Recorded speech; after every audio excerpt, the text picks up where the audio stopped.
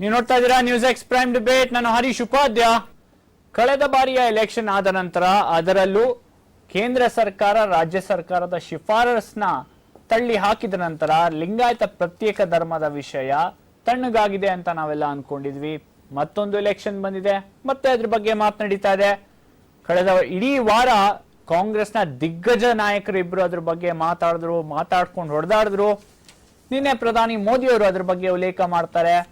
ಕಳೆದ ಎಷ್ಟೊಂದು ರ್ಯಾಲಿಗಳಲ್ಲಿ ಅದ್ರ ಬಗ್ಗೆ ಚಕಾರ ಎದ್ದಿರೋ ಮೋದಿಯವರು ಲಿಂಗಾಯತ ಬೆಲ್ಟ್ ಅಲ್ಲಿ ಇರುವ 14 ಸೀಟ್ಗಳಲ್ಲಿ ಎಲೆಕ್ಷನ್ ನಡೆಯುತ್ತೆ ಅಂತ ಗೊತ್ತಾದ ತಕ್ಷಣ ಅದ್ರ ಬಗ್ಗೆ ಉಲ್ಲೇಖ ಮಾಡ್ತಾರೆ. ಹಾಗಾದ್ರೆ ಈ ಸರಿ ಚುನಾವಣೆಯಲ್ಲಿ ಇದು ಇಶ್ಯೂ ಆಗತ್ತಾ? ಜನರ ಮನಸ್ಸಲ್ಲಿ ಇದೆಯಾ ಇದು?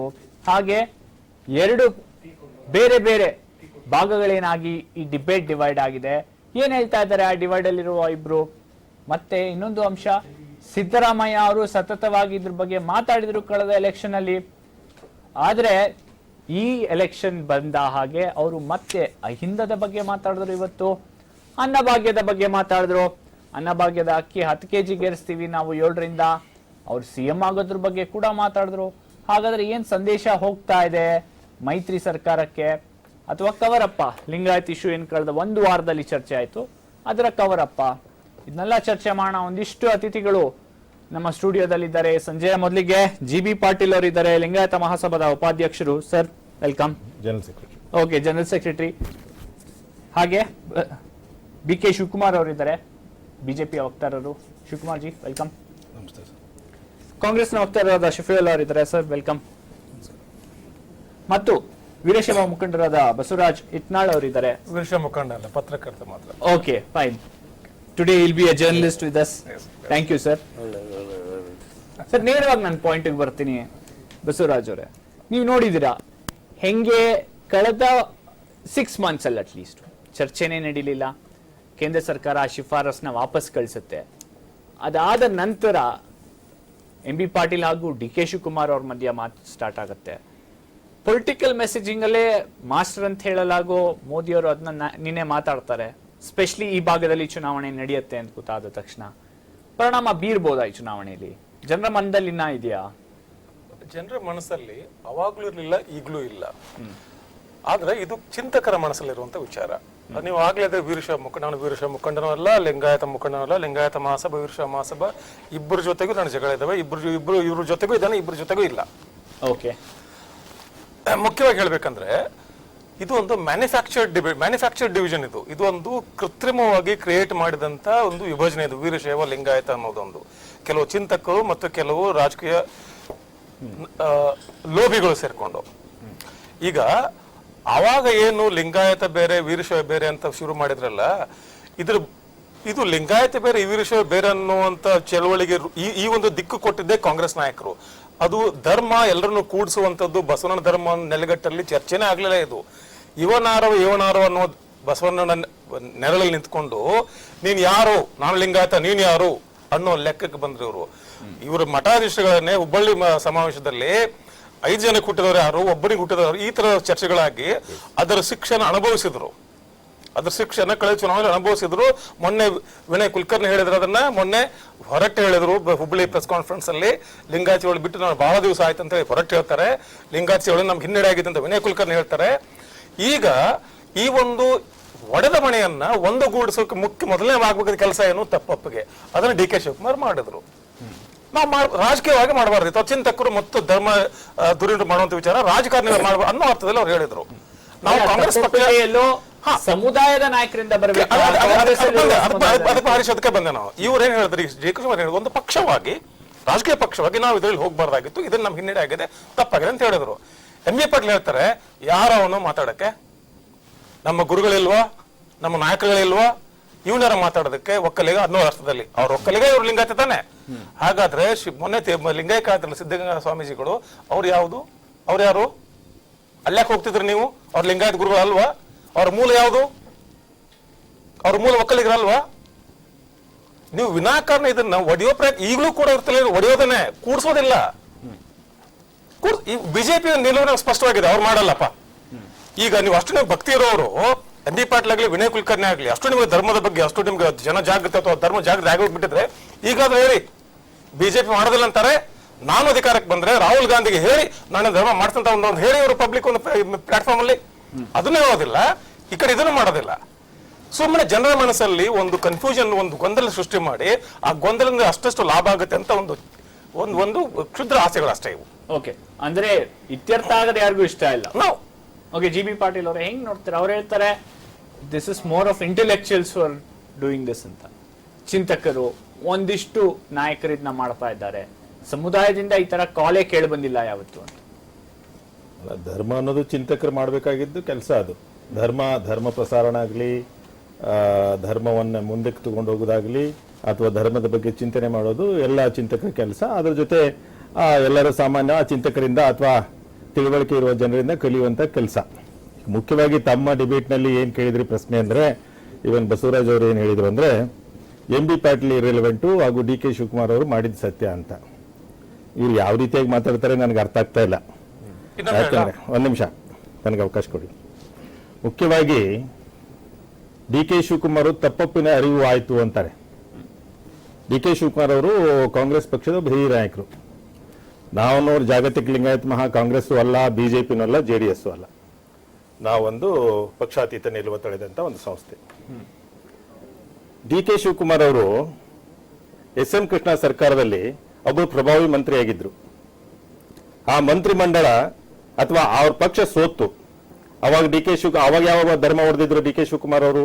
ಅವಾಗ ಯಾರಿಗೆ ತಪ್ಪು ಕೇಳಿದ್ರು, ತಪ್ಪೊಪ್ಪಿಗೆ ಕೇಳಿದ್ರು?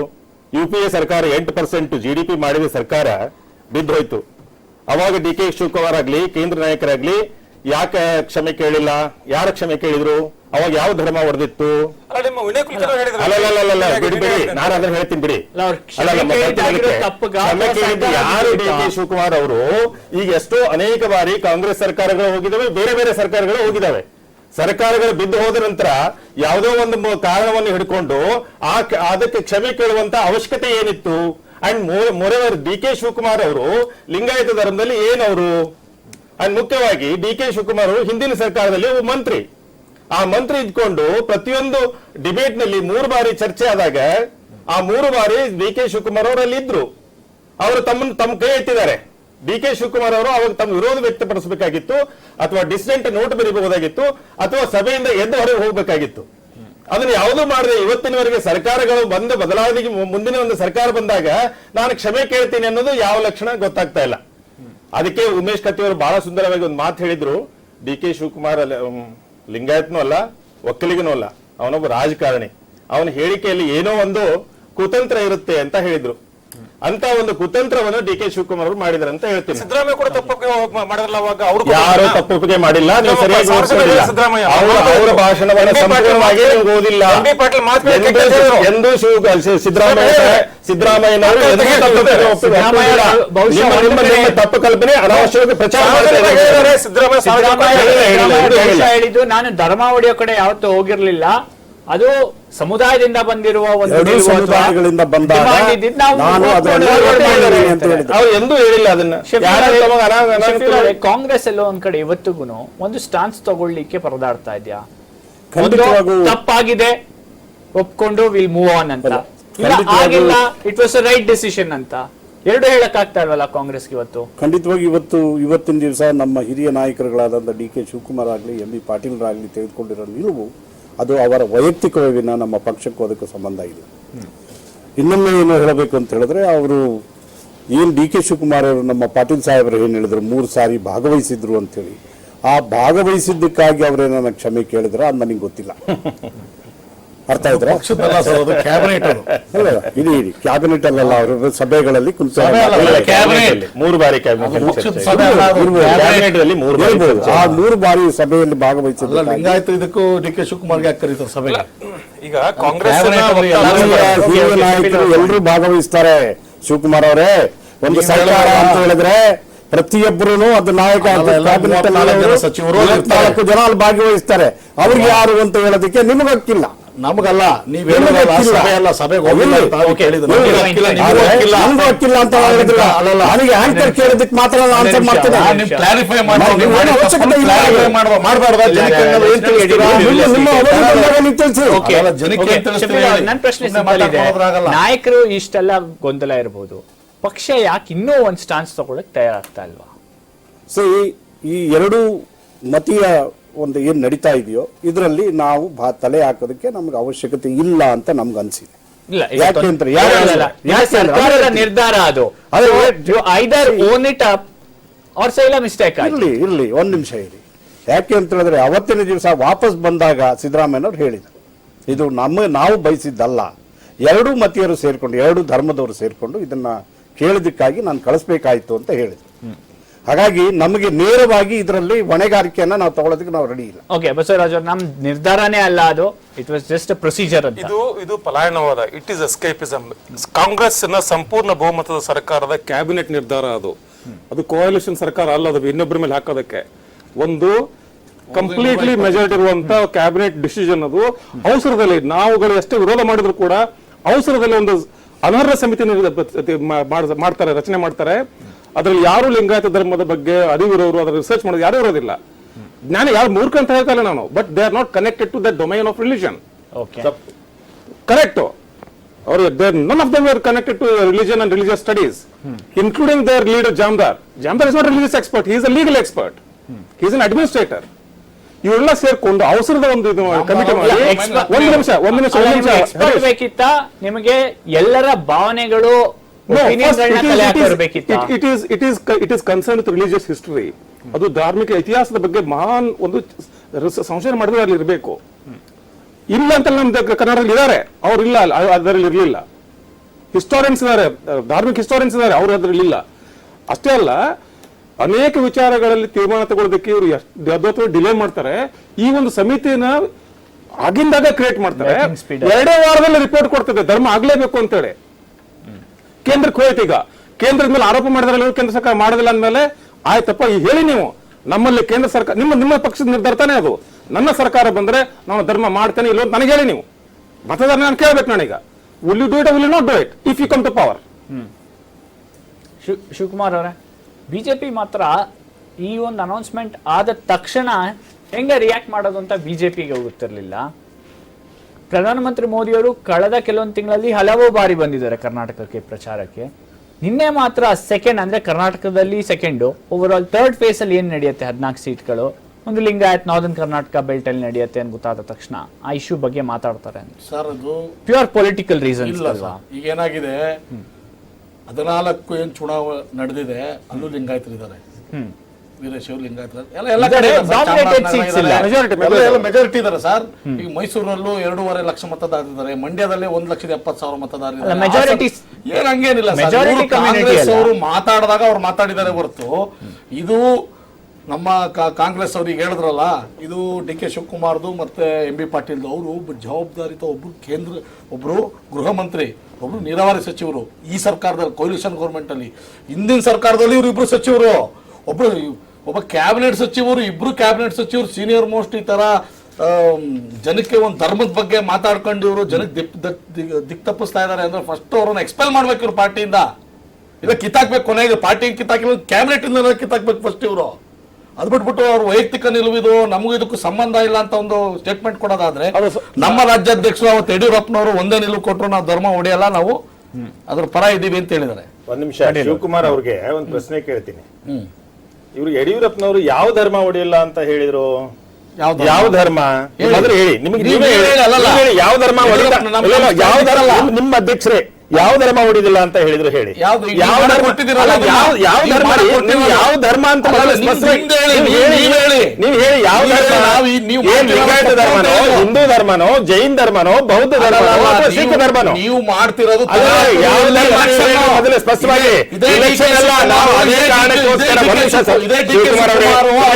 ಮಾತಾಡಿದ್ರೆ ಪ್ರಯೋಜನ ಇಲ್ಲ. ಅರ್ಥ ಮಾಡ್ಕೊಳ್ಳಿ, ನಾನು ಕೇಳ್ತಾ ಇದ್ದೀನಿ. ಇವತ್ತ ಜೈನ ಧರ್ಮದಲ್ಲಿ ಇರುವಂತ ಒಬ್ಬ ಜೈನ ಧರ್ಮೀಯ ರಾಷ್ಟ್ರೀಯ ಅಧ್ಯಕ್ಷರಿದ್ದಾರೆ ಬಿಜೆಪಿಗೆ. ಗುಜರಾತ್ ಅಲ್ಲಿ ಮುಖ್ಯಮಂತ್ರಿಯಾದ ವಿಜಯ್ ರೂಪಾಣಿ ಅವರು ಜೈನ್ ಧರ್ಮಸ್ಥರು. ಅಲ್ಲಿಂದ ಈಗಾಗಲೇ ರಾಜಸ್ಥಾನದಲ್ಲಿ ಬಹಳ ಒಬ್ಬ ಗಾರಿವಾಲಾ ಅಂತ ಶಾಂತ್ ಕುಮಾರ್ ಗಾರಿವಾಲಾ ಹಾಗೂ ಪ್ರಮೋದ್ ಜೈನ್ ಭಾಯ ಅಂತ ಹೇಳಿ ಬಹಳ ಪ್ರಮುಖ ಖಾತೆಯನ್ನು ವಹಿಸಿದಂತ ಜೈನ್ ಧರ್ಮೀಯರಿದ್ರು. ಅವಾಗ ಹಿಂದೂ ಧರ್ಮ ಇದಾಯ್ತಾ ಹಾಳಾಯ್ತಾ? ಅವಾಗ ಯಾಕೆ ಬರಲಿಲ್ಲ ಈ ಧರ್ಮದ ವಿಚಾರ? ನೀವು ಹಿಂದೂ ಧರ್ಮದ ಬಗ್ಗೆ ಮಾತಾಡಬೇಕಾದ್ರೆ ಅಥವಾ ನಾವು ಲಿಂಗಾಯತರು ಹಿಂದೂ ಧರ್ಮವನ್ನು ಹೊಡಿತೀವಿ ಅಂತ ಹೇಳೋದಾದ್ರೆ ಯಾವ ಧರ್ಮವನ್ನು ಹೊಡಿತೀವಿ ಫಸ್ಟ್ ಹೇಳಿ. ಆದ್ರೆ ಜೈನ ಧರ್ಮವಾಗಿ ನಾವು ಕಾಂಗ್ರೆಸ್ನವರು ಅಲ್ಲ, ನಾವು ಬಿಜೆಪಿ ಅವರು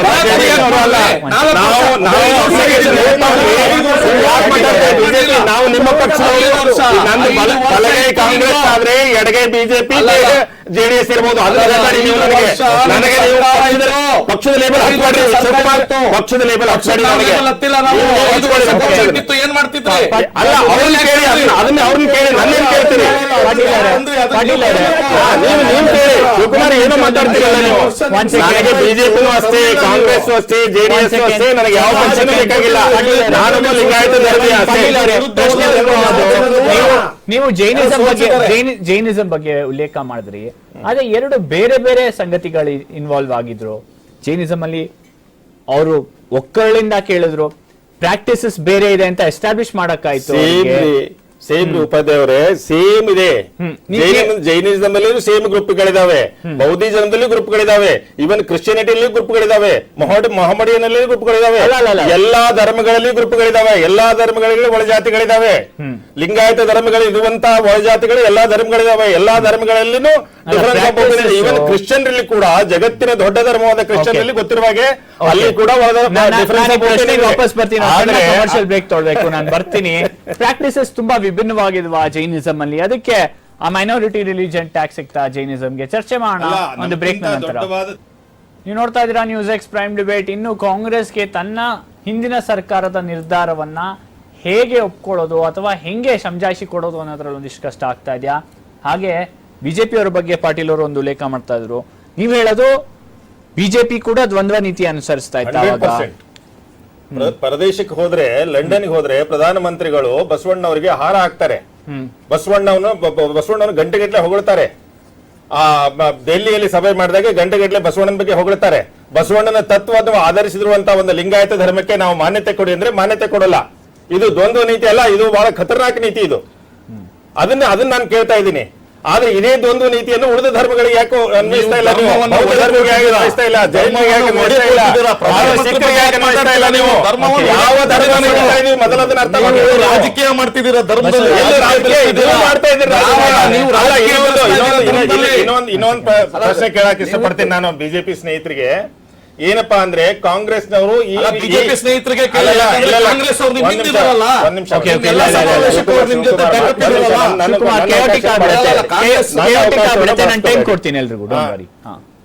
ಈಗ ಬಿಜೆಪಿ ಅವರಿಗೆ ಒಂದು ಪ್ರಶ್ನೆ ಕೇಳ್ತೀನಿ. ಕಾಂಗ್ರೆಸ್ನವರು ಈ ಲೋಕಸಭಾ ಚುನಾವಣೆಯಲ್ಲಿ ಇದನ್ನು ಮುದ್ದ ಮಾಡಿರ್ಲಿಲ್ಲ. ಯಾವ ಕಾಂಗ್ರೆಸ್ ಮಂತ್ರಿನೂ ಕೂಡ ಇದನ್ನ ಲೋಕಸಭೆ ಚುನಾವಣೆಯಲ್ಲಿ ಮುದ್ದ ಮಾಡಿರಲಿಲ್ಲ. ಎಲ್ಲಿನೂ ಲಿಂಗಾಯತರ ಬಗ್ಗೆ ಮಾತಾಡಿರ್ಲಿಲ್ಲ. ಪ್ರಧಾನಮಂತ್ರಿಗಳು ಯಾಕೆ ಇದ್ರ ಬಗ್ಗೆ ಮಾತಾಡಿದ್ರು? ಮೈಸೂರಿನಲ್ಲಿ ಮಾತಾಡಿದ್ರು, ಬಾಗಲಕೋಟೆಯಲ್ಲಿ ಮಾತಾಡಿದ್ರು, ಮುಂದೆ ಹೋಗಿ ಚಿಕ್ಕೋಡಿಯಲ್ಲಿ ಮಾತಾಡ್ತಾರೆ. ಯಾವ ಕಾರಣಕ್ಕೆ ಮಾತಾಡ್ತಾರೆ?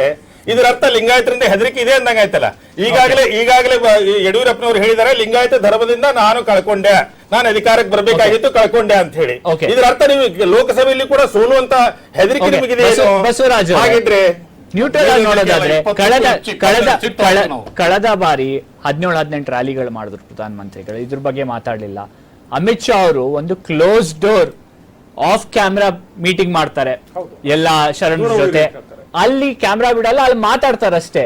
ಆದ್ರೆ ಇವಾಗ ಕ್ಲಿಯರ್ ಕಟ್ ಆಗಿ ಯಾವ ಕಡೆ ವೇವ್ ಇದೆ ಅಥವಾ ಜನರ ಒಲವು ಹೆಂಗಿದೆ ಅಂತ ನೋಡಿ, ಕಳೆದ ಬಾರಿಯ ರಿಸಲ್ಟ್ ನೋಡಿ ಈ ಸತಿ ಓಪನ್ ಆಗಿ ಮಾತಾಡ್ತಾ ಇದ್ರ. ಇದರ ರಾಜಕೀಯ ಒಳಸೊಳೆಗಳನ್ನ ಬಹಳ ಸೂಕ್ಷ್ಮವಾಗಿ ಅರ್ಥ ಮಾಡ್ಕೋಬೇಕು ನಾವು. ಅಮಿತ್ ಶಾ ಈ ಲಿಂಗಾಯತ ಚಳವಳಿ ನಡೆದಾಗ ಇಲ್ಲಿ 2-3 ತಪ್ಪಾಗಿದೆ, 2 ತಪ್ಪು ಮಾಡಿದ್ದಾರೆ. ನಾನು ಅವಾಗ್ಲೂ ಖಂಡನೆ ಮಾಡಿದ್ರೆ ಈಗಲೂ ಮಾಡ್ತೇನೆ. ಒಂದು ಧರ್ಮ ಚಳವಳಿ ಒಂದು ಧಾರ್ಮಿಕ ಮುಖಂಡರ ಮೂಲಕ ನಡೆಯುವಾಗ ಅಲ್ಲಿ ಅಧಿಕಾರಸ್ಥ ಮಂತ್ರಿಗಳು ಮುಂಚೂಣಿ ನಿಂತ್ಕೊಂಡ್ಬಿಟ್ರೆ ಆ ಪಕ್ಷದ ಮೇಲೆ ಬರ್ತದೆ ಅದು. ಯಾವ ಪಕ್ಷದಿಂದ ಮಂತ್ರಿಗಳು ಆ ಪಕ್ಷದ ಮೇಲೆ ಆ ಪಕ್ಷ ಚಳವಳಿ ಆಗ್ಬಿಡ್ತದೆ ಅದು. ಆ ಸೂಕ್ಷ್ಮ ಯಾವತ್ತೂ ಅರ್ಥ ಆಗ್ಲಿಲ್ಲ ಅವ್ರಿಗೆ.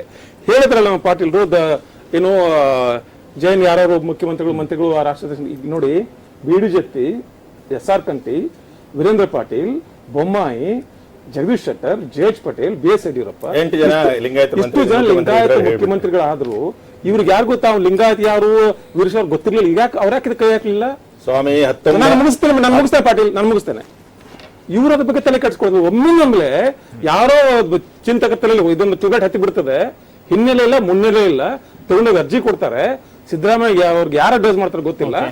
ಈಗ ಏನಾಗಿದೆ ಅಂದ್ರೆ ಅವರೇ ಕಟ್ಟಿ ಸಿಕ್ಕಾಕೊಂಡ್ಬಿಟ್ಟಿದ್ದಾರೆ. ಈಗ ಈ ಸಂದರ್ಭದಲ್ಲಿ Amit Shah is a politician, he will use it politically because Congress also try to use it politically. But ಇವತ್ತು ಒಂದು ವರ್ಷದ ನಂತರ ಬಿಜೆಪಿ ಗೊತ್ತಾಗಿದೆ, ಬಿಜೆಪಿ ಎಲ್ಲ ಗೊತ್ತಿದೆ. ಅವರು ಕೂಡ ರಾಜಕಾರಣ ಮಾಡ್ತಿದ್ದಾರೆ, ಇವರು ರಾಜಕಾರಣ ಮಾಡ್ತಿದ್ದಾರೆ. ಯಾರು ಏನು ಧರ್ಮದ ಕೆಲಸ ಮಾಡ್ತಿಲ್ಲ. ರಾಜಕಾರಣದಲ್ಲೇನೆ ಅದೇ ರಾಜಕಾರಣ ಏನ್ ಮಾಡ್ತಿದ್ರು, ಪ್ರಕಾಶ್ ಏನ್ ಮಾಡಿದ್ರು, ಹುಬ್ಬಳ್ಳಿನಲ್ಲಿ ಕ್ಲೋಸ್ ಡೋರ್ ಮೀಟಿಂಗ್ ಅಲ್ಲಿ ಅಮಿತ್ ಶಾ ಎಲ್ರಿಗೂ ಬಿಜೆಪಿ ನಾಯಕರು ಹೇಳಿದ್ರು ದೂರ ಇದರಿಂದ ಅಂತ. ಅವ್ರೇನ್ ಮಾಡ್ತಾರೆ, ಮಾಡ್ಕೊಳ್ಳಿ, ನೀವು ದೂರ ಈ ಸತಿ ಓಪನ್ ಆಗಿ ಯಾಕಂದ್ರೆ ಇವ್ರ ಸೋಲಿನ ಲಕ್ಷಣ ಕಂಡವಲ್ಲ. ಈಗ ಅಸೆಂಬ್ಲಿ ಎಲೆಕ್ಷನ್ ಇವ್ರು ಸೋತರು, ಇವ್ರ ನಾಯಕರುಗಳೇ ಸಾರ್ವಜನಿಕ ಹೇಳಿದ್ರು. ಡಿ.ಕೆ. ಶಿವಕುಮಾರ್ ಮೊನ್ನೆ ಬಿಡಿ ಅದನ್ನ, ವಿನಯ್ ಕುಲಕರ್ಣಿ ಹೊರಟ್ಟಿ ಹೇಳಿದ್ರು. ಮುಂಚೆನೆ ಇದ್ರ ಬಗ್ಗೆ ಉಗ್ರಪ್ಪನ ಕೆಲಸದಾಗ ಬಳ್ಳಾರಿ ಹೇಳಿದ್ರು ಅವರು. ಇಷ್ಟೆಲ್ಲ ಇರುವಾಗ they are just playing politics. You are being victims of it because you did not know what to do with it. ನೀವು ಬಿಜೆಪಿ ಏನು ದೂರ ಉಳಿದಿದೀವಿ, ನಾವು ನ್ಯೂಟ್ರಲ್ ಆಗಿದೀವಿ ಅಂತ ಹೇಳೋ ರೀತಿ ಇಲ್ಲ. ಬಟ್ ಇವತ್ತು ನಿಮಗೆ ಸ್ವಲ್ಪ ಕ್ಲಾರಿಟಿ ಇದೆ, ಕಾಂಗ್ರೆಸ್ ಮೇಲೆ ಬೂಮರ್ಯಾಂಗ್ ಆಗಿದೆ, ಅವರಿಗೆ ಸೈಡ್ ಎಫೆಕ್ಟ್ ಧರ್ಮ ಒಡೆಯ ವಿಚಾರದಲ್ಲಿ ಇರ್ಲಿಲ್ಲ. ಇವ್ರು ಏನ್ ಮಾಡಿದ್ರು, ಇದನ್ನ ಬಹಳ 4.25 ವರ್ಷ ಗೌರ್ಮೆಂಟ್ 5 ವರ್ಷ ಪೂರ್ಣ ವಹಿಸಿದ್ರು. ಸಿದ್ದರಾಮಯ್ಯನವ್ರ ಗೌರ್ಮೆಂಟ್ 5 ವರ್ಷ ಪೂರ್ತಿ ವಹಿಸುವಾಗ್ಲೂ ಕೊನೆ ಹಂತದಲ್ಲಿ ಇದನ್ನ ತರ್ತಾರೆ, ಮಧ್ಯದಲ್ಲಿ ಎಲ್ಲೂ ತರಲಿಲ್ಲ. ತಂದು ಇದನ್ನ ರೆಕಮೆಂಡ್ ಮಾಡಿ ಕೇಂದ್ರ ಸರ್ಕಾರಕ್ಕೆ ಹಾಕಿ ರಾಜಕೀಯ ಮಾಡಿದ್ದೇವೆ. ಕೇಂದ್ರ ಸರ್ಕಾರದಿಂದ ರಿಜೆಕ್ಟ್ ಆಗಿ ಬಂತು ತಾನೆ. ರಾಜಕೀಯ ಮಾಡಿದ್ರು. ಅದೇ ಯಡಿಯೂರಪ್ಪನು ಅದೇ ಜಗದೀಶ್ ಶೆಟ್ಟರ್ ಅವರು ಸಹಿ ಮಾಡಿ ಕೇಂದ್ರ ಸರ್ಕಾರಕ್ಕೆ ಕೊಟ್ಟಿದ್ದನ್ನ ನಮ್ಮ ಸ್ನೇಹಿತ ಶಿವಕುಮಾರ್ ಗೊತ್ತಿಲ್ಲ. ಇವರು ಕೂಡ ಇದು ಲಿಂಗಾಯತ ಧರ್ಮ ಸ್ವತಂತ್ರ ಧರ್ಮ ಕೊಡಿ ಅಂತ ಹೇಳಿ UPA ಸರ್ಕಾರದಲ್ಲಿ ಇವರೇ ಸಹಿ ಮಾಡಿ ಕೊಟ್ಟದ್ದು. ಇವರಿಗೆ ಅವಾಗ ಧರ್ಮ ಹೊಡಿತಿರ್ಲಿಲ್ಲ. ಕಾಂಗ್ರೆಸ್ ಸರ್ಕಾರಕ್ಕೆ ಬಂದಾಗ ಮಾತ್ರ ಧರ್ಮ ಹೊಡಿತದೆ. ಯಾಕಂದ್ರೆ ವಿರೋಧ ಪಕ್ಷಗಳಾಗಿ ವಿರೋಧ ಪಕ್ಷದ ಕೆಲಸ ಮಾಡ್ತಾ ಇದ್ದಾರೆ ಅವರು. ವಿರೋಧ ಪಕ್ಷದ ಕೆಲಸ ಏನ್ ಮಾಡ್ತಿಲ್ಲ. ನೀವು ತರಾತುರಿಯಲ್ಲಿ ತಂದು ನೀವು ರಾಜಕೀಯ ಮಾಡಿಕೊಟ್ಟಿದ್ದು. ಡಿ.ಕೆ. ಶಿವಕುಮಾರ್ ಏನಾರ ಅವತ್ತು ಹೇಳಿದ್ರೆ ಸನ್ಮಾನ್ಯ ಸಿದ್ದರಾಮಯ್ಯನವರು ಬಾದ ಮೇಲೆ ಸೋತ್ ಬಿಡೋರೇನೋ, 1000ದಲ್ಲಿ ಗೆದ್ದಿಲ್ಲ, ಅದು ಸೋತ್ ಬಿಡೋರೇನೋ. ಅವರು ಬಹಳಷ್ಟು ಜನ ಸೋಲ್ಬಹುದು.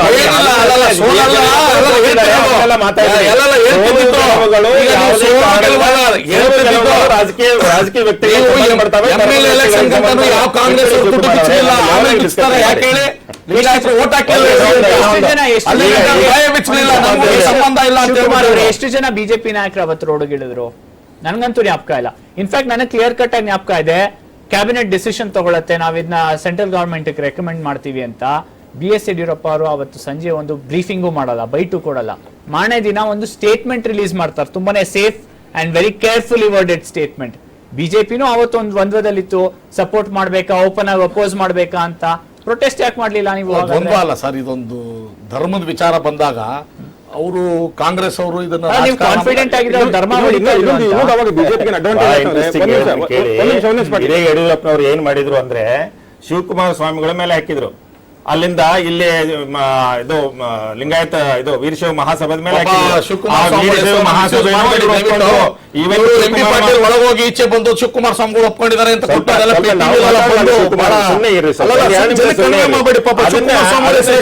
ಸ್ವಾಮಿಗಳು ಕಿರಿಯ ಶ್ರೀಗಳು ಓಪನ್ ಆಗಿ ಹೇಳಿದ್ರು. ಯಾರು ನಾವು ಒಳಗೆ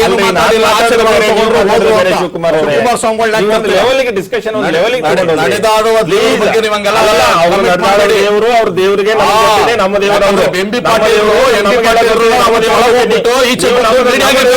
ಹೇಳ್ಬೇಡಿ, ಅನಾವಶ್ಯಕವಾಗಿ ಪಾಟೀಲ್ ಹೋಗಿದ್ದು ಶಿವಕುಮಾರ ಸ್ವಾಮಿಗಳನ್ನ ಭೇಟಿ ಮಾಡಿ ಅನಾವಶ್ಯಕವಾಗಿ ನಮ್ಮ ನಾಯಕರ ಬಗ್ಗೆ ಯಾರದೇ ನಾಯಕರ ಬಗ್ಗೆ ಅನಾವಶ್ಯಕವಾಗಿ ಹೆಸರು ತಗೋಬೇಡಿ. ಈ ತರ ಮಾತಾಡೋದಾದ್ರೆ ಯಾವುದೇನೋ ಹೆಸರು ತಗೋಬೇಡಿ. ಶಫೀಲ್ ಅವರೇ, ಶಿವಕುಮಾರ್ ಅವರೇ, ನಿಮ್ಮ ನಾಯಕರಲ್ಲ ಅಂತ ಯಾಕಂದ್ರೆ ನಿಮ್ಮ ನಾಯಕರು ಹೇಳ್ತೀರಿ. ಜಾಗತಿಕ ಲಿಂಗಾಯತ ಸಭಾದ್ದು ಬಿಜೆಪಿ ಅಲ್ಲ, ಅದು ಸಪರೇಟ್. ಫಸ್ಟ್ ಅವರು ಕಾಂಗ್ರೆಸ್ ತಾನೇ ಗೃಹ ಮಂತ್ರಿಗಳು, ರಾಜ್ಯ ಗೃಹ ಮಂತ್ರಿಗಳವರು ಇವತ್ತೇ ಹೇಳಿದಾರೆ. ಅವರು ನನಗೆ ಗೃಹ ಮಂತ್ರಿ ಇಷ್ಟ ಅಂತ ಶಫೀಲ್ ಅವರೇ, ಇವತ್ತು ಬಿಜೆಪಿ ಗೊತ್ತಾಗಿದೆಯಾ ಕ್ಲಿಯರ್ ಕಟ್ ಆಗಿ ಯಾವ ಕಡೆ ಸ್ಟಾನ್ಸ್ ತಗೋಬಹುದು ಎಲೆಕ್ಟೋರ್ ಅಲ್ಲಿ ನಮಗೆ ಯಾವ್ದು ಡಿವಿಡೆಂಡ್ ಪೇ ಮಾಡತ್ತೆ ಅಂತ? ಎಸ್, ಇವತ್ತಿನ ಇವತ್ತಿನ ನಡೆ ಏನಿದೆಯೋ, ಇವತ್ತಿನ ಏನು ಸ್ಟೇಟ್ಮೆಂಟ್ಗಳು ಏನಿದೆಯೋ, ಇವೆಲ್ಲ ರಾಜಕೀಯ ಒಂದು ಪ್ರೇರಿತವಾದಂಥ ನಡೆಯಲ್ಲಿ ಯಾವ ಒಂದು ನಡೆ ಇವರು ಡಿವಿಡೆಂಡ್ ಕೊಡುತ್ತೆ ಅನ್ನೋದ್ರ ಬಗ್ಗೆ ಚಿಂತನೆ ಬಂದಿದೆ ಅವರಿಗೆ. ಆ ಒಂದು ಬೇಸ್ನಲ್ಲೇ ಮಾಡ್ತಾ ಇದ್ದಾರೆ. ಕಾಂಗ್ರೆಸ್ ಆ ಕ್ಲಾರಿಟಿ ಇನ್ನ ಆ ಸಿಕ್ಕಿಲ್ವಾ? ಕ್ಲಾರಿಟಿ ಅಂತೂ ನಾವಂತೂ ಅದನ್ನ ಬಗ್ಗೆ ಅವತ್ತಿಗೆ 6 ತಿಂಗಳ ಹಿಂದೆಗಡೆ ಏನು ವಿಧಾನಸಭೆ ಚುನಾವಣೆ ಆಯಿತು, ಆ ಚುನಾವಣೆಯಲ್ಲಿ ವಾಪಸ್ ಬಂದ ನಂತರದಲ್ಲಿ ಅದು ಅಲ್ಲಿಗೆ ನಮ್ಮ ಸಬ್ಜೆಕ್ಟ್ ಕ್ಲೋಸ್ ಆಗಿತ್ತು. ಇತ್ತೀಚಿನ ದಿನಗಳಲ್ಲಿ ಹೇಳ್ತೀನಿ ಕೇಳಿ, ಇತ್ತೀಚಿನ ದಿನಗಳಲ್ಲಿ ಅವರು ಬಳ್ಳಾರಿಯಲ್ಲಿ ಒಂದು ಡಿ ಕೆ ಶಿವಕುಮಾರ್ ಅವರು ಒಂದು ಮಾತನ್ನು ಆಡಿದರು. ನಾವು ಇದನ್ನು ಮಾಡಬಾರ್ದಾಗಿತ್ತು, ಅದು ಮಾಡಿದ್ದೀವಿ, ಅದು ತಪ್ಪಾಗಿದೆ ಅಂತ ಹೇಳಿದರು. ಅದರ ನಂತರದಲ್ಲಿ ಎಂ ಬಿ ಪಾಟೀಲ್ ತೆಗೆದು, ಆದರೆ ಈ ನಾಯಕರುಗಳು ಇವರು ಮಾತಾಡಿದ್ದೇ ವಿನ ಪಕ್ಷ ಇದಕ್ಕೆ ಸ್ಟ್ಯಾಂಡ್ ಇಲ್ಲ. ಪಕ್ಷ ಇದುವರೆಗೂ ಯಾವುದೇ ತೀರ್ಮಾನ ಕಾಂಗ್ರೆಸ್ಗೆ ಇದೇ ದೊಡ್ಡ ಪ್ರಾಬ್ಲಮ್, ಒಂದು ಬ್ಯಾಗೇಜ್ ಉಳಿದು ಅಷ್ಟೇ ಅಲ್ಲ, it will haunt the party for long time. Exactly, it will haunt the party for the long.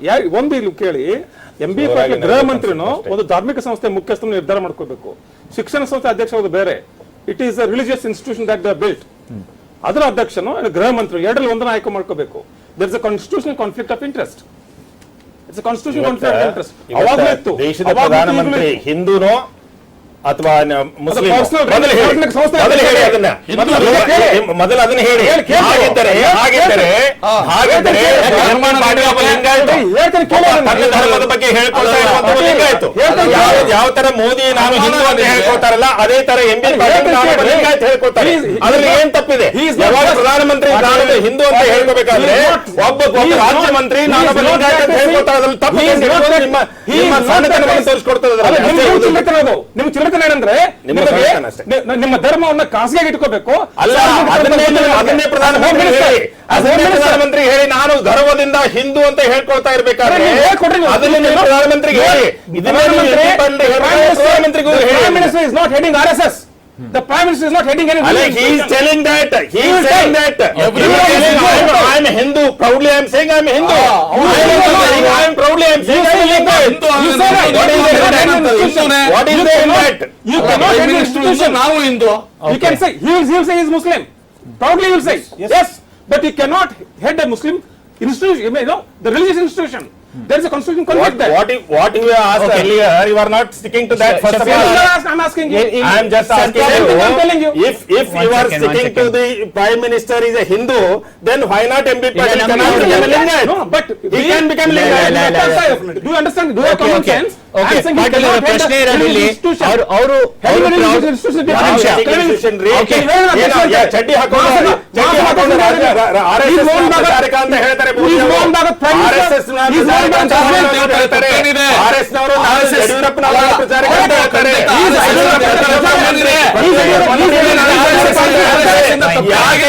ನಾವು ಲಿಂಗಾಯತ್ ಆಗಿ ನಾವು ಲಿಂಗಾಯತ್ ಅಂತ ಹೇಳ್ಕೊಂಡು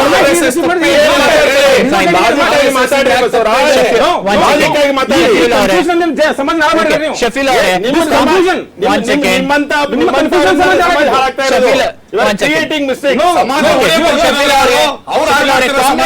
ಕಾಂಗ್ರೆಸ್ ನಿಜವಾಗ್ಲೂ ಇದೆಯಾ? ಯಾವ ಸಮಾಜ? ಎಂ ಬಿ ಪಾಟೀಲ್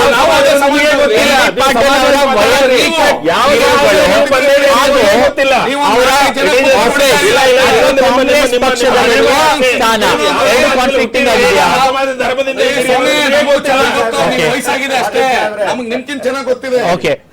ಓಕೆ ಶಫೀಲ್ ಅವರೇ, ಕಾಂಗ್ರೆಸ್ಗೆ ಮುಳುಗು ಆಗ್ತಾ ಇದೆಯಾ?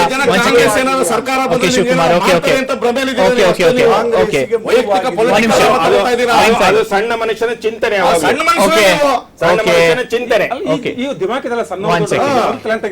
ಒನ್ ಸೆಕೆಂಡ್ ಶಫೀಲ್ ಅವರೇ, ಕಾಂಗ್ರೆಸ್ಗೆ ಮುಳುಗು ಆಗ್ತಾ ಇದೆಯಾ ಅವರ ವೈಯಕ್ತಿಕ ನಿಲುವು?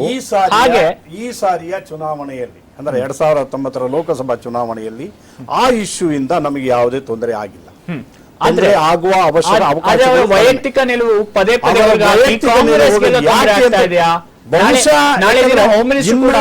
ಜನತೆಯ ಮೈಂಡಿನಲ್ಲಿ ಇದು ಬಂದಿಲ್ಲ. ಇವತ್ತು ಜನತೆಯ ಮೈಂಡಿನಲ್ಲಿ ಈ ಒಂದು ಎರಡು ಸಾಂಪ್ರದಾಯಗಳನ್ನ ವಿಚಾರಧಾರೆಗಳನ್ನ ಇಲ್ಲ. ಅಥವಾ ಪ್ರಧಾನಮಂತ್ರಿಗಳೇ ಏನ್ ಧರ್ಮಗಳನ್ನ ಮಾಡಿದ್ದಾರೆ subject? ಇದನ್ನ ಜನತೆಯ ಮನಸ್ಸಿನಲ್ಲಿ ಬಂದಿಲ್ಲ. ಆದರೆ ಮೋದಿಯವರು ಅದನ್ನು ಚೆನ್ನಾಗಿ ತುಂಬುವುದಕ್ಕೆ ಪ್ರಯತ್ನ ಪಟ್ಟು ಅವಕಾಶ ಕೊಟ್ಟಿದ್ದು ನಿಮ್ಮ ನಾಯಕರಲ್ವಾ? ಅವಕಾಶ ಕೊಡ್ಲಿ ಬಿಡ್ಲಿ, ಆದ್ರೆ ಒಬ್ಬ ದೇಶದ ಕಾಂಟೆಕ್ಸ್ಟ್ ಪ್ರೈಮ್ ಮಿನಿಸ್ಟರ್ ದೇಶದ ಪ್ರಧಾನಮಂತ್ರಿ ಅದನ್ನ ಅರ್ಥ ಮಾಡ್ಕೋಬೇಕು ನಾವು. ರಾಜ್ಯದ ಮಂತ್ರಿಯರಿಗಿಂತ ದೇಶದ ಪ್ರಧಾನಮಂತ್ರಿ ಅದನ್ನ ಅರ್ಥ ಮಾಡ್ಕೋಬೇಕು. ಅದು ಒಂದು punishment ತಾಯಿಯ ಅಂತ ಮಕ್ಕಳಿಗೆ ಹೇಳ್ತಾರಲ್ಲ, ಒಂದು ತಾಯಿಯ ಮಕ್ಕಳು ಇವರಿಗೆ ಎರಡು punishment ಆಗಿದೆ, ಮಕ್ಕಳಿಗೆ ವಿಷ ಹಾಗಾಗಿದೆ ಕೊಡ್ತಾರೆ ಅಂತ ಅಂತ ಹೇಳಿದ್ರೆ ಅವ್ರಿಗೆ ಸಿದ್ದರಾಮಯ್ಯ ಅವರು ಯಾಕೆ ಇವಾಗ ಅಹಿಂಸದ ಬಗ್ಗೆ ಮಾತಾಡ್ತಾರೆ, ಸಾಮಾಜಿಕ ನ್ಯಾಯದ ಬಗ್ಗೆ ಮಾತಾಡ್ತಾ ಇದ್ದಾರೆ, ಹಾಗೂ ಅನ್ನಭಾಗ್ಯದ ಬಗ್ಗೆ ಮಾತಾಡ್ತಾರೆ. ಇವತ್ತು 3 ಅಂಶಗಳ ಬಗ್ಗೆ ಸಿದ್ದರಾಮಯ್ಯ ಅವರು ಮಾತಾಡಿದ್ರು.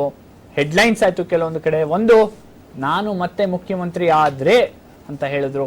ಇನ್ನೊಂದು ಕಡೆ, ಮುಂದಿನ ಸತಿ ನಾನು ಮುಖ್ಯಮಂತ್ರಿ ಆದಾಗ ಅನ್ನಭಾಗ್ಯದ ಅಕ್ಕಿ 10 kg ಕೊಡ್ತೀವಿ ಅಂದ್ರು. ಸಾಮಾಜಿಕ ನ್ಯಾಯದ ಬಗ್ಗೆ ಮಾತಾಡಿದ್ರು. ಬಸವರಾಜ್ ಅವರೇ, he is back to his strong point ಅನ್ಸುತ್ತಾ ಇದು? He should have been then also. ಅವಾಗ್ಲೂ ಕೂಡ ಹಾಗೆ ಇರಬೇಕು, ಈಗಲೂ ಹಾಗೆ ಇರಬೇಕಿತ್ತು. ನಿಮ್ಮ ರಾಜಕೀಯದ ಚುನಾವಣಾ Course correction ಅಂತೀರಾ ಇದು? ಕೋರ್ಸ್ ಕರೆಕ್ಷನ್ ಇದು, which is welcome. ಆ ಕೋರ್ಸ್ ಹಾದಿ ತಪ್ಪಿಸಿದ್ರೆ ಮೊದಲು ದೂರ ಇಡಬೇಕು ಅವ್ರ ಮೊದಲು. ಆಗ ಹಾದಿ ತಪ್ಪಿಸಿದ್ರಲ್ಲ ಸಿದ್ದರಾಮಯ್ಯ, ಅವ್ರನ್ನ ದೂರ ಇಡಬೇಕು ಮೊದಲು. ಏನಂದ್ರೆ ಯಾವಾಗ್ಲೂ ಕೂಡ ಚುನಾವಣೆ, ಎಸ್ಪೆಷಲಿ ಉತ್ತರ ಕರ್ನಾಟಕದಲ್ಲಿ ಇಲ್ಲಿ ಮೈಸೂರು ಪ್ರಾಂತ್ಯಕ್ಕಿಂತ ಜಾಸ್ತಿ ಲಿಂಗಾಯತರಿದ್ದಾರೆ. ಇವರು ಅಂದ್ಕೊಂಡಿದ್ದಕ್ಕಿಂತ ಜಾಸ್ತಿ ಲಿಂಗಾಯತದ ಬಗ್ಗೆ ಅವ್ರಿಗೆ ಪ್ರಜ್ಞೆ ಇದೆ. ಅವ್ರನ್ನ ಹಾದಿ ತಪ್ಪಿಸೋದು ಅಷ್ಟು ಸರಳ ಅಲ್ಲ. ಅಲ್ಲಿ ನೀವು ಮಾತಾಡಬೇಕಾಗಿದ್ದು ಅಭಿವೃದ್ಧಿ, ನಿಮ್ಮ ರೈತರ ಸಮಸ್ಯೆಗಳು, ಉದ್ಯೋಗ ಭರವಸೆಗಳು, ಇದನ್ನೇ ಮಾತಾಡಬೇಕು. ಬಡವರ ಕಲ್ಯಾಣ, ದೀನ ದಲಿತರ, ಇದನ್ನೇ ಮಾತಾಡಬೇಕು. ಅದೇ ಕೂಡ ಬಸವಣ್ಣನ ಧರ್ಮ. ಅದು ಲಿಂಗಾಯತ ವೀರಶೈವ ಗೊತ್ತಿಲ್ಲ, ಬಸವಣ್ಣನ ಧರ್ಮ ಅದು. ಈಗ ಏನಾಗ್ತಾ ಇದೆ ಇಲ್ಲಿ, ಯಾಕೆ ಹುಟ್ಕೊಂತಂದ್ರೆ ಅದನ್ನ ನೀವು on a platter gave to the prime minister. Congress ಪಕ್ಷ ಒಂದು ರೆಡಿಮೇಡ್ ಇಶ್ಯೂ ಕೊಟ್ಟದ ಅವ್ರಿಗೆ, ನಾವು ಮಾಡೋ ಪ್ರಯತ್ನ ಮಾಡಿ ಕೈ ಸುಟ್ಕೊಂಡ್ಬಿಟ್ಟಿದ್ದೀವಿ. ಅದು ಹೇಳ್ಕೊಳಕ್ ಬಿಸಿತ್ತಪ್ಪ, ನುಂಗಕ್ಕಾಗಲ್ಲ, ಉಗ್ಗಕ್ಕಾಗಲ್ಲ. ಬಿಸಿತ್ತಪ್ಪ ವಿನಯ್ ಕುಲಕರ್ಣಿ ದುರ್ಣೆ ಹೇಳ್ತಿದ್ದ ಹಿನ್ನಡೆ ಆಗಿದೆ ಅಂತ ಹೇಳಿ ಇವರು ಲಿಂಗಾಯತ ಮಹಾಸಭೆ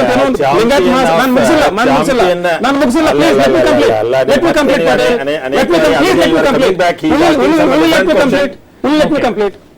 ಈಗ ಲಿಂಗಾಯತ ಮಹಾಸಭಾ ಅಂತ ಮಾಡ್ಕೊಂಡಿರು, ಲಿಂಗಾಯತ ಸಂಘಟನೆ ಮಾಡಬೇಕು ಅಥವಾ ಧರ್ಮದ ಪ್ರಚಾರ ಮಾಡಬೇಕು. ಲಿಂಗಾಯತ ಮಹಾಸಭೆಯ ಅಧ್ಯಕ್ಷನಿಗೂ ಕಾರ್ಯಕರ್ತರಿಗೂ ಒಬ್ಬರಿಗೂ ಧರ್ಮದ ಅರಿವಿಲ್ಲ. ಹೋರಾಟ ಇದೊಂಥರ ಭಕ್ತಿನೇ ಇದು. ಧರ್ಮದ ಪ್ರಚಾರ ಗೊತ್ತಿಲ್ಲ, ಧರ್ಮ ಗೊತ್ತಿಲ್ಲ, ಧರ್ಮದ ಅಂಶಗಳು ಗೊತ್ತಿಲ್ಲ. ಯಾರು ಮಾತಾಡೋದು ಇದನ್ನ? ಇವ್ರು ಮಾತಾಡೋದು ಅವನವರು ಇವನವರು, ಅವನ ದೂರು ಇವನ ದೂರು, ಅದು ನೋಡಿ ಇದು ನೋಡಿ. ಓಕೆ, ಶಫೀಲ್ ಅವರೇ, ಸಿದ್ದರಾಮಯ್ಯ ಅವರು ಮತ್ತೆ ಮುಖ್ಯಮಂತ್ರಿ ಆಗೋದ್ರ ಬಗ್ಗೆ ಮಾತಾಡ್ತಾ ಇದ್ದಾರೆ. ಒಂದು ದೋಸ್ತಿ ಸರ್ಕಾರದ ಮೇಲೆ ಒಂದಿಷ್ಟು ಪ್ರಶ್ನೆಗಳು ಹೇಳುತ್ತೆ. 5 ವರ್ಷದ ಸರ್ಕಾರ, ಸ್ಥಿರ ಸರ್ಕಾರ ಅಂತ ಪದೇ ಪದೇ ಹೇಳ್ತಾ ಇರ್ತೀರಾ. 5 ವರ್ಷ ಅಂದ್ರೆ 23ಕ್ಕೆ ಎಲೆಕ್ಷನ್ ನಡಿಬೇಕು. 2019ರಲ್ಲೇ ಕ್ಯಾಂಪೇನ್ ಯಾಕೆ ಸ್ಟಾರ್ಟ್ ಮಾಡಿದ್ದಾರೆ ಹಾಗಾದ್ರೆ ಸಿದ್ದರಾಮಯ್ಯ ಅವರು? ಈಗ ಮುಖ್ಯಮಂತ್ರಿ ಆಗಿದ್ದಂತ ಸಿದ್ದರಾಮಯ್ಯನವರು ಅವರ ವೈಯಕ್ತಿಕ ಹೇಳಿಕೆ ಇದು. ಆದರೆ ಯಾವ ಕಾರಣದಿಂದ ಅವರು ಹೇಳಿದ್ರು ಅಂತಾರೆ, ಈಶ್ವರಪ್ಪನವರು ಅದನ್ನ ಕೆಣಕಿದ್ರು. ಅವ್ರಿಗೆ ಕೆಣಕಿದಾಗ, ನಾನು ಮುಂದಿನ ಮುಖ್ಯಮಂತ್ರಿ, ನೀನು ಹೇಳು ನೋಡೋಣ ಅಂದ್ರು. ನಾನಾದ್ರೂ ಮುಂದಿನ ಮುಖ್ಯಮಂತ್ರಿ ಅಂತ ನಾನು ಹೇಳ್ತೀನಿ, ಆದ್ರೆ ನೀನು ಹೇಳು ನೋಡೋಣ ಅಂತ ಹೇಳಿದ್ರು. ಅಷ್ಟೇ ವಿನಃ ಆಗಬಾರದು ಅಂತ ಏನಿಲ್ಲ, ಆಗಬಹುದು. ಯಾಕಂದ್ರೆ ಇವತ್ತಿನ ದಿವಸ ಯಾವ ಸಿಎಂ ಪೋಸ್ಟ್ ಖಾಲಿ ಇಲ್ಲ. ಅದು ಅವಕಾಶ ಬಂದಾಗ, ಅದು ಖಾಲಿ ಆದಾಗ ಖಂಡಿತವಾಗಿ ಸದ್ಯದಲ್ಲೇ ಖಾಲಿ ಆಗೋ ಇದೆ. ಅದು ಬಿಡಿ, ಪರಿಸ್ಥಿತಿ ಅವೆಲ್ಲ ಅವರು ಬಿಜೆಪಿಯವರು ಕವಡೆ ಶಾಸ್ತ್ರ ಹೇಳೋದು. ಯಾಕಂದ್ರೆ ಕವಡೆ ಶಾಸ್ತ್ರದ್ದು ನಾವು 5 ವರ್ಷ ನಾವು ಆಮೇಲೆ ಮಾತಾಡಿ. ನೀವು ಹೇಳ್ತಾ ಇರೋದು ನಾವಲ್ಲ.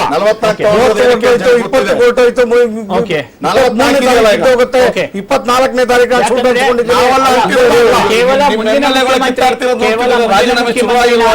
ಮಾತ್ರ ಸೀಮಿತಗೊಂಡಿಲ್ಲ ಸಿದ್ದರಾಮಯ್ಯ ಅವರು. ಖಂಡಿತವಾಗೂ ಅವ್ರು ಹೇಳೋದ್ರಲ್ಲಿ ತಪ್ಪಿಲ್ಲ. ಮುಂದಿನ ಚುನಾವಣೆ ನಂತರದಲ್ಲಿ ಯಾವುದೇ ಸರ್ಕಾರ, ನಮ್ಮ ಸರ್ಕಾರ ಬಂದ್ರೆ ತುಂಬಾ ಬೇಗ ಆಗಿಲ್ಲ ಆ ಚುನಾವಣೆ. ಬೇಗ ಆಗುತ್ತೋ ಲಾಸ್ಟ್ ಅಲ್ಲಿ ಆಗುತ್ತೋ ಅದು ಗೊತ್ತಿಲ್ಲ. ಮುಂದೆ ಚುನಾವಣೆ ನಮ್ಮ ಒಂದು ನಮ್ಮ ಪಕ್ಷ ಅಧಿಕಾರಕ್ಕೆ ಬಂದ್ರೆ ಸಿದ್ದರಾಮಯ್ಯನವರು ಮುಖ್ಯಮಂತ್ರಿಗಳು ಆಗ್ತಾರೆ. ಅಲ್ಲ, ಯಾಕಂದ್ರೆ ಪ್ರಾಜೆಕ್ಟ್ ಗಳು ಅನೌನ್ಸ್ ಮಾಡ್ತಾ ಇದ್ದಾರೆ. ಅನ್ನಭಾಗ್ಯ 10 kg ಏರಿಸ್ತೀವಿ, ಎವ್ರಿಥಿಂಗ್. ಇವತ್ತು ಸಹ ನಮ್ಮ ಒಂದು ಏನು ಕಾರ್ಯಕ್ರಮಗಳಿದೆ, ಆ ಕಾರ್ಯಕ್ರಮಗಳನ್ನ ಇದ್ರ ಇನ್ನೊಂದು ಇಂಡಿಕೇಶನ್ ಏನಂದ್ರೆ, ಈ ಸಂಸತ್ತಿನ ಎಲೆಕ್ಷನ್ ಚುನಾವಣೆಯ ಫಲಿತಾಂಶದ ಆಧಾರದ ಮೇಲೆ ಈ ಅಸೆಂಬ್ಲಿ ಡಿಸಾಲ್ವ್ ಕೂಡ ಆಗ್ಬಹುದು. ಎಕ್ಸಾಕ್ಟ್ಲಿ, ಸ್ಥಿರತೆ ಬಗ್ಗೆ ಪ್ರಶ್ನೆಗಳು ಹೇಳ್ತವೆ ಅಷ್ಟೇ. ಶಿವಕುಮಾರ್ ಅವರೇ, ಸತತವಾಗಿ ಪ್ಲಾನ್ ಬಿ. ಎಕ್ಸಾಕ್ಟ್ಲಿ, ಸತತವಾಗಿ ಕುಮಾರಸ್ವಾಮಿ ಅವರು ನನಗೆ 120 ಸೀಟ್ ಬಂದಿಲ್ಲ, ನಾನು ಯಾರೋ ಒಬ್ರು ಋಣದಲ್ಲಿದ್ದೀನಿ ಅಂತ ಹೇಳ್ತಾ ಇದ್ದಾರೆ. ಸಾಂದರ್ಭಿಕ ಶಿಶು ಅಂತ ಹೇಳ್ತಾರೆ. ಈ ವಾರದಲ್ಲೇ ಕಣ್ಣೀರ್ ಹಾಕಿದ್ರು 2 ಸತಿ ಅದ್ರ ಬಗ್ಗೆ. ಸಿದ್ದರಾಮಯ್ಯ ಅವರು ಬೇರೆ ಯಾರು ಹೇಳಿದ್ರು ಓಕೆ, ಸ್ಮಾಲ್ ಲೀಡರ್ ಅಂತ ಹೇಳ್ಬೋದು. ಕೋಆರ್ಡಿನೇಷನ್ ಕಮಿಟಿ ಚೀಫ್ ಈ ತರ ಮಾತಾಡ್ತಾ ಇದ್ದಾರೆ. ಇಂಡಿಕೇಶನ್ ಏನು? ಒಬ್ಬ ಪೊಲಿಟಿಕಲ್ ಅನಲಿಸ್ಟ್ ಹೆಂಗ್ ಕಾಣಿಸುತ್ತೆ ಇದು, ಅಥವಾ ಯಾರಿಗೆ ಜನರಿಗೆ ಇರಬಹುದು, ಹೆಂಗ್ ಇನ್ಫಾರ್ಮ್ ಮಾಡ್ತಾರೆ ಇದನ್ನ? ಜನರಿಗೂ ಕಾಣಿಸುತ್ತೆ. ನೀವು ಹೇಳ್ದಂಗೆ ಪೊಲಿಟಿಕಲ್ ಅನಾಲಿಸಿಸ್ ಏನು ಅಂದ್ರೆ, ಈ ಸರ್ಕಾರದಲ್ಲಿ ಅವರಲ್ಲಿ ಹೊಂದಾಣಿಕೆ ಇಲ್ಲ. ರಮೇಶ್ ಜಾರಕಿಹೊಳಿ ಆಗಲಿ ಇವರೆಲ್ಲ ಶುರು ಮಾಡಿದ್ದಾರೆ ಆಲ್ರೆಡಿ. ಈಗ ಸ್ವಲ್ಪ ಈ ಚುನಾವಣೆ ಇರೋದ್ರಿಂದ ಬ್ರೇಕ್ ಆಗಿದೆ. ಹಾಗಾಗಿ ಅವ್ರಿಗೆ ಅನುಮಾನ, ಅವ್ರ ಸರ್ಕಾರ ಈ ಚುನಾವಣೆ ನಂತರ ಅವರೇ ಕಿತ್ತಾಡ್ಕೊಂಡು ಬಿದ್ದೋಗ್ಬಿಡ್ತಾರೆ. ಆಗ ಅವ್ರು ಹೇಳ್ತಿದ್ದಾರೆ ಹೊರತು ಅವರಲ್ಲೇ ಕಾಂಪಿಟೇಷನ್. ಡಿ ಕೆ ಶಿವಕುಮಾರ್ ಹೇಳಿದ್ದಾರೆ, ನಾನು ಸಂದರ್ಭ ಬಂದಾಗ ಮಾತಾಡ್ತೀನಿ CM ವಿಚಾರ ಅಂತ ಅವ್ರು ಹೇಳಿದ್ದಾರೆ. ಆಗ ಅವರಲ್ಲೇ 3 ಜನ 4 ಜನ ಇದ್ದಾರೆ. ಆಮೇಲೆ ನಮ್ಮ BJP ಬಗ್ಗೆ ಮಾತಾಡ್ತಾರೆ. BJPಲಿ ಈ ತರ ಎಲ್ಲ ಸ್ಟೇಟ್ಮೆಂಟ್ ನಾನೇ CM ಅಂತ ಎಲ್ಲೂ ಕೊಟ್ಟಿಲ್ಲ, ಇವ್ರ ತರ ಎಲ್ಲ ವೈಯಕ್ತಿಕ ಹೇಳಿಕೆ ಎಲ್ಲೂ ಇಲ್ಲ. ಅವ್ರ ಪಾರ್ಟಿ ಸಿಸ್ಟಮ್ ಇದೆ, ಆ ಪಾರ್ಟಿ ಸಿಸ್ಟಮ್ ಶಿಸ್ತುಬದ್ಧವಾಗಿ ಎಲ್ಲರೂ ನಡ್ಕೊಂತಾರೆ. Okay fine. ಹಾಗಾದ್ರೆ ಈ ಲಿಂಗಾಯತ ಬೆಲ್ಟ್ ಸೀಟ್ಗಳಿಗೆ ಹೋಗಿ ಒಂದು ಡಿಮಾಂಡ್ ಇತ್ತು ಕಮ್ಯುನಿಟಿಯಿಂದ, ಅದಕ್ಕೆ ನಾವು ಶಿಫಾರಸ್ ಮಾಡಿದ್ವಿ ಅಂದ್ರೆ ಯಾಕೆ ಅದ್ರ ಬಗ್ಗೆ ಮಾತೇ ಆಡಿಲ್ಲ ಸಿದ್ದರಾಮಯ್ಯ ಅವರು? GB ಪಾಟೀಲ್ ಇದ್ದಾರೆ, ಮತ್ತಿತರನ್ನ ಕೇಳೋಣ ಅದ್ರ ಬಗ್ಗೆ ಒಂದು ಬ್ರೇಕ್ನ ನಂತರ. ನೀವು ನೋಡ್ತಾ ಇದ್ದೀರಾ news X prime debate. GB Patil ಅವರೇ, ಸಿದ್ದರಾಮಯ್ಯ ಅವರೀಗ ಈ 14 ಕಾನ್ಸ್ಟಿಟ್ಯೂನ್ಸಿಗಳಲ್ಲಿ ಪ್ರಚಾರ ಮಾಡ್ತಾ ಇದ್ದಾರೆ. ಲಿಂಗಾಯತ್ ಡಾಮಿನೇಟೆಡ್ ಅನ್ನೋದು ಒಂದು ಪರ್ಸೆಪ್ಷನ್.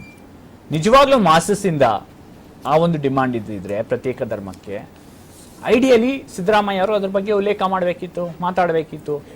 ಮಾತಾಡ್ತಾ ಇಲ್ಲ, ಮತ್ತೆ ವಾಪಸ್ ಸಾಮಾಜಿಕ ನ್ಯಾಯದ ಬಗ್ಗೆ ಮಾತಾಡ್ತಾ ಇದ್ದಾರೆ ಅಂದ್ರೆ ಕೋರ್ಸ್ ಕರೆಕ್ಷನ್ ಆಗಿದೆಯಾ ಕಾಂಗ್ರೆಸ್ ಅಲ್ಲಿ?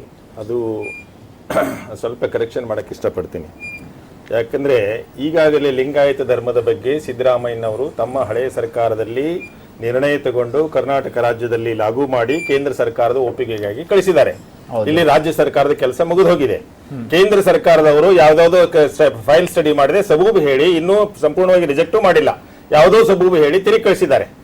ಈಗ ಅದು ಸಿದ್ದರಾಮಯ್ಯನ ಇದರಲ್ಲಿನೂ ಇಲ್ಲ, ಇವ್ರ ಕೈಲಿನೂ ಇಲ್ಲ. ಈಗ ನಾವು ಜಾಗತಿಕ ಲಿಂಗಾಯತ ಮಹಾಸಭಾ ಹಾಗೂ ಲಿಂಗಾಯತ ಹೋರಾಟಗಾರರು ನಾವು ಮುಂದಿನ ಕೋರ್ಸ್ ಆಫ್ ಆಕ್ಷನ್ ನಾವು ತಗೊಳ್ಬೇಕಾಗುತ್ತೆ. ಅಲ್ಲಿವರೆಗೆ ಸಿದ್ದರಾಮಯ್ಯವರಾಗ್ಲಿ ಅಥವಾ ಯಾವುದೇ ಸರ್ಕಾರವಾಗ್ಲಿ ಅದ್ರ ಬಗ್ಗೆ ಮಾತಾಡೋದು ಅವಶ್ಯಕತೆ ಇಲ್ಲ. ಅದನ್ನು ಪ್ರಧಾನಮಂತ್ರಿಗಳು ಕೂಡ ಮಾತಾಡೋ ಅವಶ್ಯಕತೆ ಇರಲಿಲ್ಲ. ಯಾಕೆ ಮಾತಾಡ್ತಾ ಇದಾರೋ ತಮಗೆ ಬಾಳ ಮಾಡಿ ಸೋಲಿನ ಭಯ ಇರ್ಬೇಕು ಅವರಿಗೆ, ಆತರ ಮಾತಾಡ್ತಾ ಇದ್ದಾರೆ. ಅಪಾರ ಪ್ರಮಾಣದ ಜನಸಂಖ್ಯೆಯಿಂದ ಬಂದಿರೋ ಡಿಮಾಂಡ್ಗೆ ಒಬ್ಬ ಮುಖ್ಯಮಂತ್ರಿ ಮಾಡಿದ್ದಾರೆ. ರಾಜ್ಯ ಸರ್ಕಾರದ ನಿರ್ಣಯ ಆಗಿ ಕೇಂದ್ರ ಸರ್ಕಾರಕ್ಕೆ ಒಪ್ಪಿಗೆಗೆ ಮೈಲೇಜ್ ತಗೊಳ್ಳಿಕ್ಕೆ ಯಾಕೆ ಪ್ರಯತ್ನ?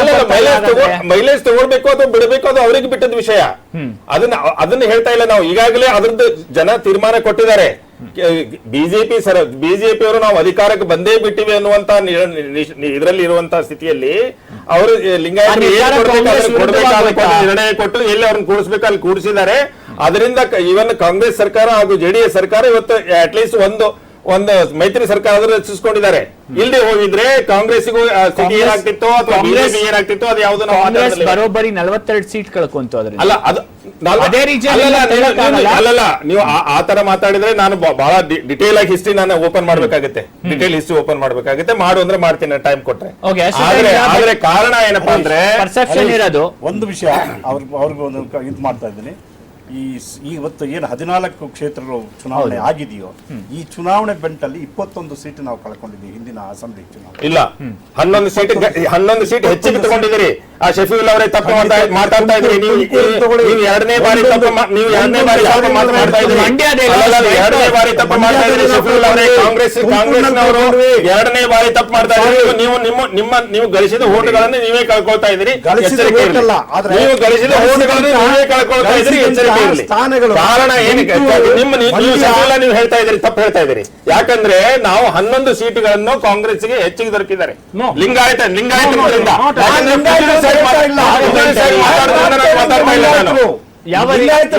ಮಾತಾಡ್ತಾ ಇಲ್ಲ.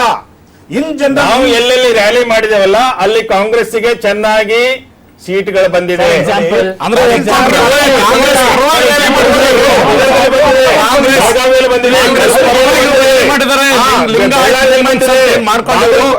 Okay. Back door Congress Okay, ಅಷ್ಟೇ one ಇವರು. second, one ಅಲ್ಲಲ್ಲ second. ಅಲ್ಲ ನಮ್ಮ ಲಿಂಗಾಯತ ಒಂದು ಹಿಂದೂ ಕಾಂಗ್ರೆಸ್ ಹೇಳ್ತಾ ಇದ್ದಾರೆ ಅಂದ್ರೆ ಅಲ್ಲ, ನೀವು ಹೇಳ್ತೀರಿ ಅಲ್ಲ. ಮಾಡಿದರೆ ಅವ್ರಿಗೆ ನಾವು ಸಹಾಯ ಮಾಡಿದ್ದೀವಿ. ಪಾಟೀಲ್ ಅವರೇ, ನಮಗೆ ಯಾರು ಮಾಡಿದ್ರು ಸಹಾಯ ಮಾಡಿದ್ದೀವಿ. ಧರ್ಮ ಹೊಡೆಯೋದು ಧರ್ಮ ಹೊಡಿದಲ್ರಿ, ನಿಮ್ಗೆ ಅರ್ಥ ಮಾಡ್ಕೊಳ್ತಾ ಇಲ್ಲ. ಪಾಟೀಲ್ ಅವರೇ, ಅರ್ಥ ಪಾಟೀಲ್ ಅವರೇ, ನೀವು ಮಾಡ್ಕೊಳ್ತಾ ಒಂದ್ ನಿಮಿಷ ಕಲಬುರ್ಗಿ ಒಂದ್ ನಿಮಿಷ.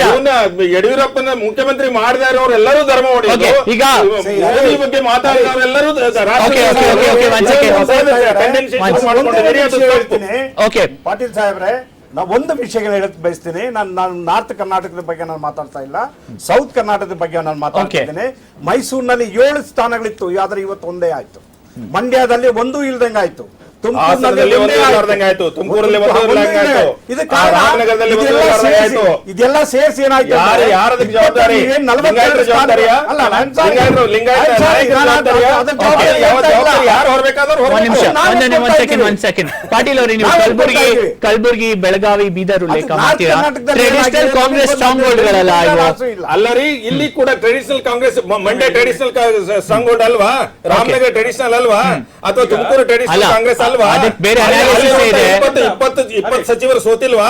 ಅದಕ್ಕೆ ಬೇರೆ ಅನಾಲಿಸಿಸ್ ಇದೆ. ಎಲ್ಲ analysis ದೇವೇಗೌಡ ಕುಟುಂಬದ ಬಗ್ಗೆ ವೈಯಕ್ತಿಕ ಟೀಕಾ ಪ್ರಹಾರ ಕಾಸ್ಟ್ ಆಯ್ತು ಅವರಿಗೆ ಎಲ್ಲ ಒಂದ್ ಕಡೆ. ಓಕೆ ಬಸವರಾಜ್, ಅದು ನೀವು ಅವರು ಮಾಡಿಕೊಂಡಿರುವಂತ ಒಳ ಒಪ್ಪಂದ ಅದು. ಓಕೆ, ಆದ್ರೆ ಅದು ಒಳ ಒಪ್ಪಂದ, ರಾಜಕೀಯ ಒಳ ಒಪ್ಪಂದ. ಲಿಂಗಾಯತ ಧರ್ಮದಿಂದ ನಮಗೆ ತೊಂದರೆ ಆಗಿದೆ ಅಂತ ನಾವು ಹೇಳ್ತಾ ಇಲ್ಲ. ನಮ್ಮ ಸ್ಥಾನಗಳನ್ನ ನಾವು ಎಲ್ಲೆಲ್ಲಿ ಕಳ್ಕೊಂಡಿದ್ದೇವೆ, ನಾರ್ತ್ ಗಿಂತ ಸೌತ್ ಅಲ್ಲಿ ನಾವು. ಬಸವರಾಜ್ ಅವರೇ, ಏನಾದ್ರು ಮೈಲೇಜ್ ಇದೆಯಾ ತಗೊಳ್ಳಿಕ್ಕೆ ಅಲ್ಲಿ? ಯಾರು ಮೈಲೇಜ್ ಕೊಡ್ತಾನೆ ಇಲ್ಲ ನಾವು. ಓಕೆ ಬಸವರಾಜ್ ಅವರೇ, ಕ್ವಿಕ್ಲಿ ಮಾತಾಡಿ ಸರಿ. ಏನಂದ್ರೆ ಈಗ ಇಷ್ಟು ಡಿಟೇಲ್ ಆಗಿ ಒಂದೊಂದು ಪುಸ್ತಕ ತೆಗೆದ್ಬಿಟ್ರಲ್ಲ ಅವ್ರು ಯಾವ್ಯಾವ ಕ್ಷೇತ್ರದಲ್ಲಿ ಏನಾಗಿದೆ ರಾಜಕೀಯವಾಗಿ. ಒಂದ್ ನಿಮಿಷ, ಯಾರು ಗೆದ್ರು ಯಾರು ಸೋತರು ಅಂತ ರಾಜಕೀಯ ಮಾತಾಡ್ತಾರಲ್ಲ ಲಿಂಗಾಯತ ಮಹಾಸಭೆಯ ಮಹಾನ್ ಕಾರ್ಯದರ್ಶಿಗಳು, ಇದು ರಾಜಕೀಯ ಸಭೆ ಮಹಾಸಭೆನ ಧರ್ಮ ಮಹಾಸಭೆನ? ಧರ್ಮದವ್ರಿಗೆ ನಾನು ಮುಗಿಸ್ತೇನೆ. ನನಗೆ ಯಾರು ಉತ್ತರ ಕೊಡ್ತೀರಿ ನೀವು? ನಾನು ಹೇಳ್ತಾ ಇರೋದು, ಇವ್ರು ಹೇಳ್ತಾರಲ್ಲ ನಮ್ಗೆ ಸಹಾಯ ಮಾಡಿದ್ರೆ ನಾವು ಸಹಾಯ ಮಾಡ್ತೇವೆ. ಇದೇನು ಸುಪಾರಿ ಸೆಂಟರ್? ಇದು ಸುಪಾರಿ ಸೆಂಟರ್ ಇದು ಧರ್ಮ ಅನ್ನೋದು? ನನ್ನ ಸಹಾಯ ಮಾಡ್ತೀವಿ, ಇದಕ್ಕೆ ಮಾಡಿದ್ದೆ ನೀವು ಧರ್ಮವನ್ನ? ಧರ್ಮದಕ್ಕೆ ಎಲ್ಲ ಧರ್ಮದ ಕೆಲಸ ಕೂಡ್ಸೋದು, ರಾಜಕೀಯ ಮಾಡೋದಲ್ಲ. These are declared politicians and they talk religion. ಈ ಜೈನದ ಬಗ್ಗೆ ಮಾತಾಡಿದ್ರೆ ಜೈನ ಕೊಟ್ಟು ಹಾಗೆ ಹೀಗೆ ಅಂತ ಹೇಳಿ, ಜೈನ ಇಸ್ ಅ ರಿಲಿಜನ್ ಅಂತ ಆರ್ಟಿಕಲ್ 25 ಇದೆ. ಇಟ್ಸ್ ಅ ರಿಲಿಜನ್ ಅಂತ ಮಾತಾಡ್ತೇನೆ ನಾನು.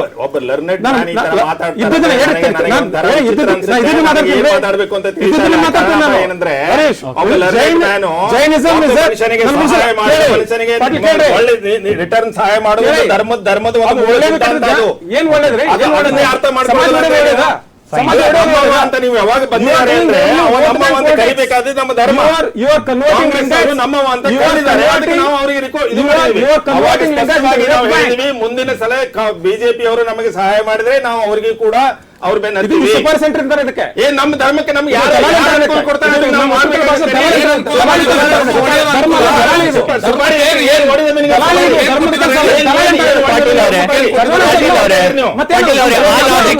ಪಾಟೀಲ್ ಅವರೇ,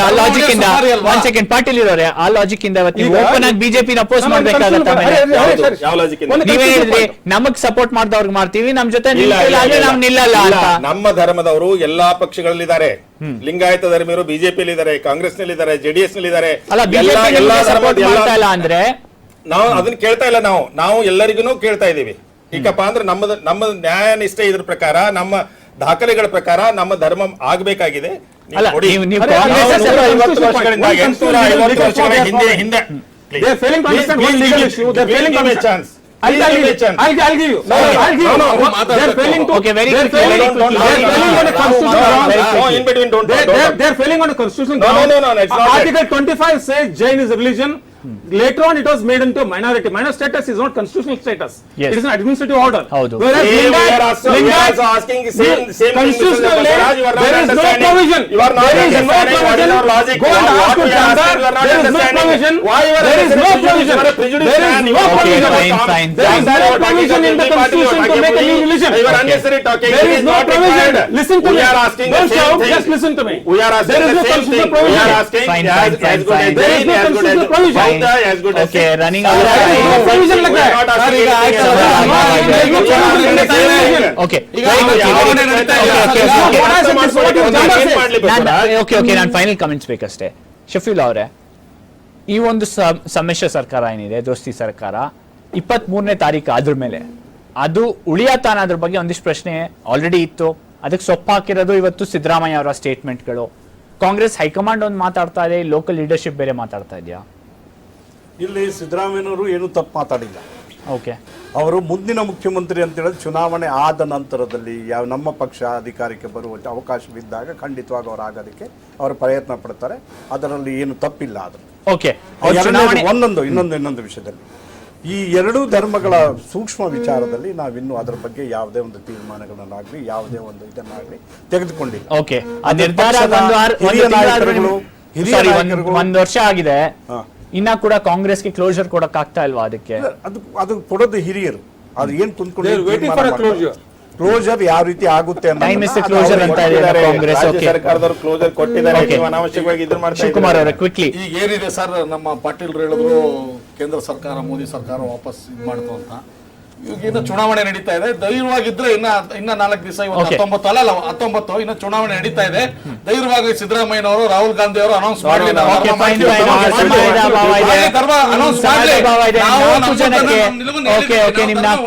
4 ಜನಕ್ಕೆ ಧನ್ಯವಾದಗಳು ಚರ್ಚೆಯಲ್ಲಿ ಭಾಗವಹಿಸಿದ್ದಕ್ಕೆ.